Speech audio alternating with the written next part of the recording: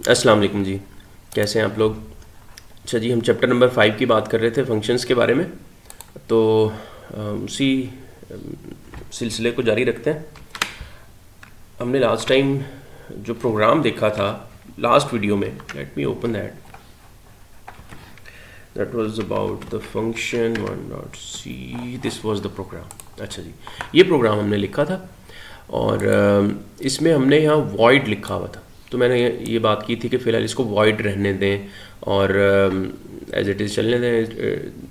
There is no big difference in writing wide over there और something else as far as the functionality of this program is concern. Okay, हम ये कर सकते हैं, अगर हमने फंक्शन बनाने हो ना, तो एक और तरीका भी है फंक्शन बनाने का। एक तो ये तरीका था ना जो हमने बड़ा सिंपल देखा कि भाई यहीं फंक्शन का नाम लिखें और यहीं उसको डिफ़ाइन कर दें, यहीं उसके का कोड लिख दें और फिर मेन में जाके उसको इस्तेमाल कर लें, यानी मेन के ऊपर ही सारा कुछ कर दें। एक तो ये तरीका है। अब ये जो फंक्शन के अंदर हम लिखते हैं ना, ये जो दो वेरिएबल मैंने लिखे हैं, ये दो ज़रूरी नहीं है, जितने उसको चाहिए उतने होंगे यहाँ पे, 2 3 4 5 जितने भी हों। ठीक है, ये होते हैं फंक्शन के पैरामीटर्स। यहाँ जो लिखे हुए ये पैरामीटर्स हैं। जब इसको कॉल करते हैं ना, हमने जिस तरह यहाँ से मेन से कॉल किया इसको a, b के साथ, तो ये a, b जो हम यहाँ से भेज रहे हैं ना, ठीक है, इनमें से पहला ये देखें, ये खुद ब खुद यहाँ दिखा भी रहा है कि ऐड, इसको दो चाहिए x और y, दोनों इंटीजर टाइप के होने चाहिए वेरिएबल। यहाँ पे जो मर्जी नाम हो उनका, ज़रूरी नहीं है कि यहाँ भी x y हो, वो ऑटोमेटिकली उनको मैप कर देगा, पहली वैल्यू को पहली पे, दूसरी को दूसरी पे। जहाँ से हम इनको कॉल कर रहे हैं ना, वहाँ पे इन वेरिएबल्स का नाम होता है आर्गूमेंट्स। तो यहाँ पे a और b जो है ना, ये फंक्शन के आर्गूमेंट्स हैं। यहाँ इनको आर्गूमेंट्स कहते हैं, याद रखिएगा। ये आर्गूमेंट्स हैं, अक्सर बच्चे भूल जाते हैं, पेपर में भी आता है ये। और यहाँ ये है पैरामीटर्स x और y, ठीक है। तो ये थोड़ा सा एक डिफरेंस है, जहाँ कॉल करते हैं वहाँ पे आर्गूमेंट्स कहा जाता है इनको, और जहाँ पे ये फंक्शन में लिखे हुए वहाँ पे इनको पैरामीटर्स कहा जाता है। Okay, so let's move on.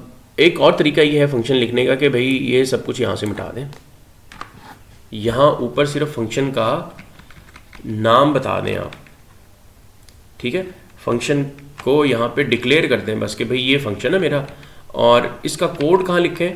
Code इसका लिख दें मेन के बाद, यहाँ नीचे कोड इसका यहाँ पे लिख दें, वही कोड जो हमने वहाँ लिखा हुआ है, इंट x, इंट y। और क्या कर रहे थे इसमें, हम इसमें एक वेरिएबल ले रहे थे सम के नाम से, और हम कर रहे थे sum is equal to x plus Y, और फिर हम कर रहे थे printf sum is percentage d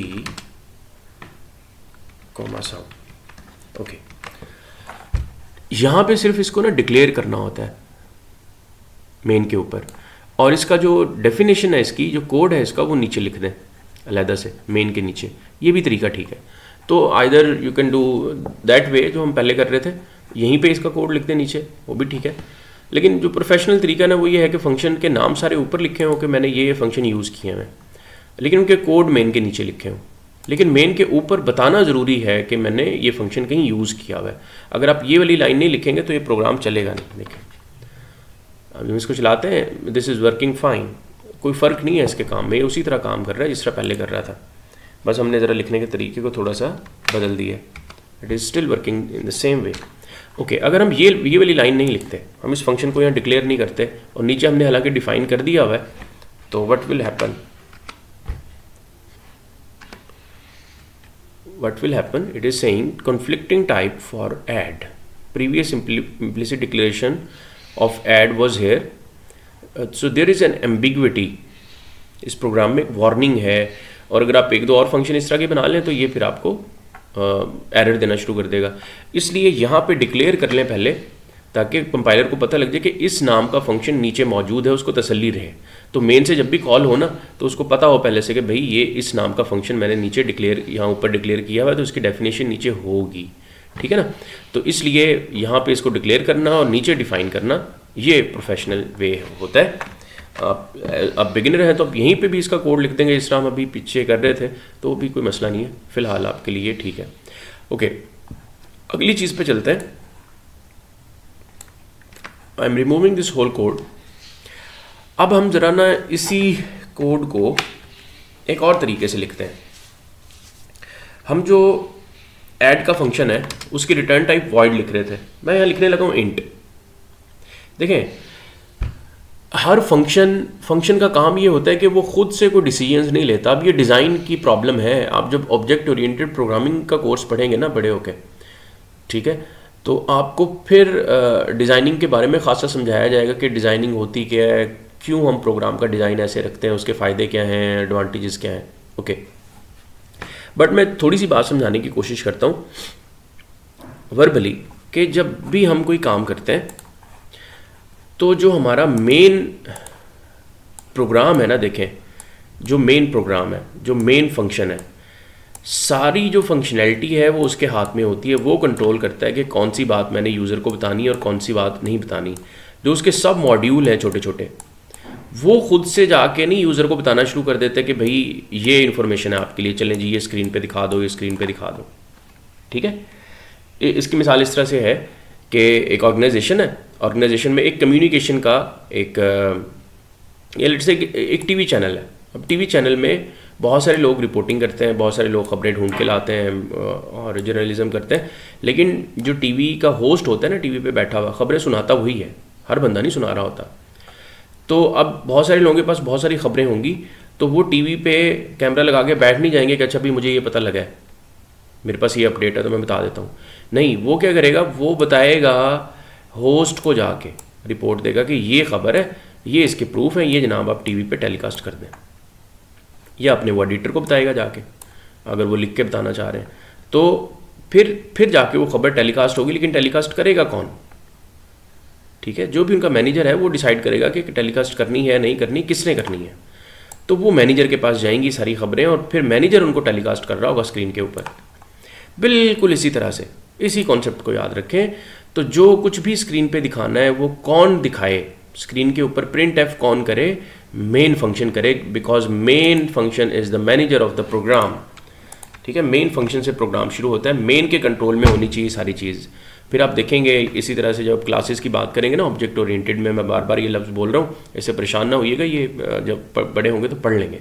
तो ऑब्जेक्ट ओरिएंटेशन में भी आप ये देखेंगे कि भाई सारा कंट्रोल एक ही जगह पे होना चाहिए, और ये बड़ा ज़रूरी है प्रोग्राम के डिज़ाइन और उसको सिक्योर करने के लिए और उसके कोड को बेहतर बनाने के लिए। तो इसके लिए हम क्या करते हैं, फंक्शन से सिर्फ हम काम करवाते हैं और वैल्यू रिटर्न करवा लेते हैं, और हमेशा हम स्क्रीन पे दिखाते भी नहीं है। मिसाल के तौर पे आपने एक फंक्शन से रिजल्ट लिया और उसको आगे कहीं और यूज़ कर लिया, तो हर चीज़ को स्क्रीन पे तो नहीं दिखाना होता ना। तो एक फंक्शन है लेट्स से ऐड का, हम इसकी रिटर्न टाइप कर रहे हैं इंटीजर। ठीक है, इंट, हमें इसने इंट रिटर्न करना है और दो वेरिएबल इसको चाहिए, x और y। हम इसका कोड यहीं लिख लेते हैं फॉर सिंप्लिसिटी। हम क्या करते हैं, दिस विल रिटर्न अस, हम एक this will return us x plus y, और वी कैन से, अगर आपको ये मुश्किल लग रहा है, हम ले लेते हैं sum and we say return sum. ठीक है, अब हो क्या रहा है असल में, sum is equal to x plus Y. हमने एक वेरिएबल लिया, वैसे लोकल वेरिएबल को रिटर्न करने में थोड़ा सा इशू होता है, but for you guys, your beginners, take it easy, ये कोई इशू नहीं है आपके लिए फ़िलहाल। अब बड़े होंगे, आहिस्ता आहिस्ता सीख लेंगे इसको, किसी एक लेवल पे जाके आपको पता लगेगा अच्छा ये एक बारीकी है इसमें, तो इसको ऐसे नहीं करना चाहिए, वैसे करना चाहिए, तो वैसे कर लेंगे। ओके, हमने एक वेरिएबल लिया सम, उसी तरह से हमने sum is equal to X plus Y किया, जिस तरह अभी पिछले प्रोग्राम में हम कर रहे थे, लेकिन हमने प्रिंट एफ नहीं किया इसको। प्रिंट एफ करने के बजाय क्या कर दिया है, रिटर्न कर दिया है। रिटर्न का क्या मतलब है, अब देखें, मैं मेन में आता हूँ, वॉइड मेन, और मैं यहाँ पे आके क्या करता हूँ, मैं ऐड के फंक्शन को कॉल करता हूँ, और ऐड के फंक्शन को मैं दे रहा हूँ 4,5, तो रिजल्ट क्या आएगा 9। अब एक्चुअली हो ये रहा है कि ये ऐड का फंक्शन उस रिजल्ट को 9 को स्क्रीन पे शो नहीं करवा रहा, ये वापस कहाँ भेज रहा है उस रिजल्ट को, जहाँ से इसको कॉल आई थी। कहाँ से कॉल आई थी, ऐड से, या मेन के अंदर से कॉल आई थी, यहाँ से ऐड को हमने कॉल किया था, तो ये मेन को रिटर्न कर देगा वापस रिजल्ट। तो इस लाइन से जो रिजल्ट है ना हमारा, यहाँ से वापस रिटर्न होके यहाँ आ जाएगा। ठीक है, तो अब जब रिजल्ट यहाँ से रिटर्न होके आ रहा है तो वो क्या है, वो एक इंटीजर है, इंटीजर ही है ना सम, देखें इन टाइप का वेरिएबल है सम, तो इंटीजर हम रिटर्न कर रहे हैं, इसलिए हमने इसकी रिटर्न टाइप में क्या लिखा है, ये रिटर्न टाइप होती है कि ये वापस क्या देगा हमें, इंटीजर वापस दे रहा है हमें, ठीक है ना। वॉइड इसलिए लिख रहे थे कि कुछ दे नहीं रहा था वापस, वो तो प्रिंट कर रहा था उसको, ठीक है। रिटर्न कर रहा होता तो फिर यहाँ पे इंटीजर या फ्लोट जो भी इसने रिटर्न करना था, हमें जिस किस्म का वेरिएबल रिटर्न करना था वापस, जिस किस्म की वैल्यू रिटर्न करनी थी वापस, उस किस्म का यहाँ पे रिटर्न टाइप हम मेंशन करते। अभी इसने इंटीजर रिटर्न करना है सम को, तो इंटीजर यहाँ लिखा हुआ है इंट, ठीक है। ये वेरिएबल नहीं है ऐड, ये फंक्शन है। देखें इसके सामने इंट लिखा हुआ है, इसका मतलब ये है कि इसने हमने वापस क्या किया, इसने एक इंटीजर वैल्यू इसने वापस करनी है हमें, ठीक है। अब इस इंटीजर वैल्यू को रखें कहाँ पे, हम इस इंटीजर वैल्यू को इसने रिटर्न करके मेन को दे देना है। मेन इसको सेव कर सकता है कहीं भी, कैसे, मेन ये कर सकता है कि एक वेरिएबल बना ले इंट रिजल्ट के नाम से, या इवन सम के नाम से भी बना सकता है, क्योंकि वो वाला सम और ये वाला सम डिफरेंट वेरिएबल होंगे, वो दूसरे फंक्शन में है, ये अलग फंक्शन में है।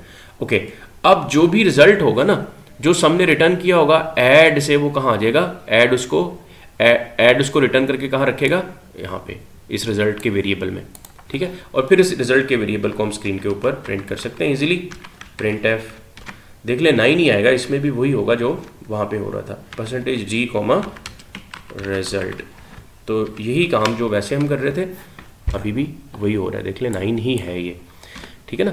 तो या इसको यहीं प्रिंट एफ कर लेते सम को, तो फिर भी 9 ही प्रिंट होना था, लेकिन कंट्रोल सारा मेन के पास होना चाहिए। हो सकता है इसको इसने स्क्रीन पे ना दिखाना हो, प्रिंट एफ ना करना हो सकता है इसने इस रिजल्ट के साथ कुछ और करना होता, स्क्रीन पे ना दिखाना होता, ठीक है ना।